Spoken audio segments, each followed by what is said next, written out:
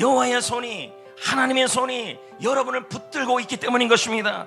그 손은 구원의 손이요, 보호의 손이요, 인도하는 손이요, 힘을 주는 손이요, 부흥의 손입니다.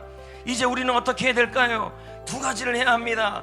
우리 인생을 위하여 하나님의 손을 잡고 우리는 일어나야 하는 것입니다. 하나님은 우리에게 줄기차게 말씀하시는 것은 넘어지지 않는 법이 아니라 일어나라는 것입니다.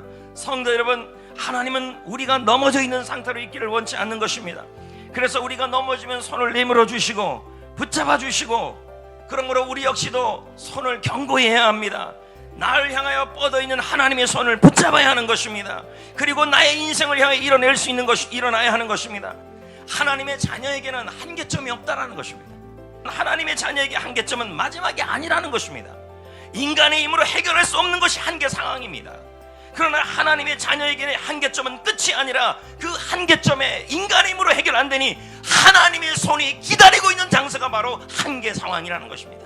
여러분이 3번을 넘어지든 10번을 넘어지든 10,000번을 넘어지든 또다시 포기하지 않고 하나님의 손을 내미시는 분이십니다. 왠지 아십니까? 우리가 하나님의 백성이고 자녀이기 때문입니다. 그래서 하나님의 자녀에게는 한계점이 있는 것이 아니라 저는 이렇게 말하고 싶어요. 인계점이 있다. 인계점이란 뭘까요? 어떤 상황이 새로운 방향으로 완전히 바뀌기 전에 지점이라는 거예요. 인간에 보면 한계점이지만 마지막 같지만 그게 마지막이 아니라는 거예요. 우리 백성들에게 이 한 번도가 바로 마지막 일도인 것입니다. 인계점까지 왔을 때 하나님의 손이 붙들고 있습니다. 내밀고 있습니다. 여러분이 일으키려고 합니다. 이제 여러분이 할 일은 마지막 일도를 여러분이 하나님의 손을 붙잡고 일어나는 열정의 일도는 여러분이 불태워야 하는 것입니다. 이대로 포기하시면 안 된다는 거예요. 또 한 가지, 여러분, 지금 인생도 한계 상황이지만 사실 이 말씀은 교회의 한계 상황을 말합니다.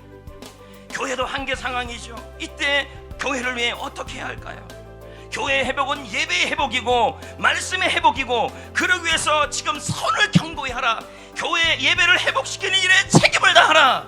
말씀이 회복시키는 일에 최선을 다하라. 참 이걸 말하고 있는 거예요.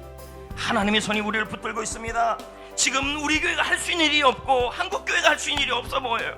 그러나 여러분, 할 수 없을 때 하나님의 손이 붙들고 있습니다. 그러므로 우리는 그 손을 우리 역시도 붙들어야 합니다. 손을 견고해야 합니다. 진리의 손을 만들기 위해 의지와 책임을 다하셔야 합니다. 예배 회복을 하기 위해 힘을 다하셔야 하고 말씀 회복을 위해 열심을 내셔야 하는 것입니다. 여러분은 교회와 우리 교회를 위해, 인생을 위해 하나님의 손을 잡고 일어나고 교회 예배 회복을 위해, 교회를 위해 여러분이 일어나려고 할 때 그것이 그 인격점이 뭐로 바뀌는 줄 아십니까? 여러분의 인생과 우리 교회를 위한 터닝 포인트, 전환점이 됩니다.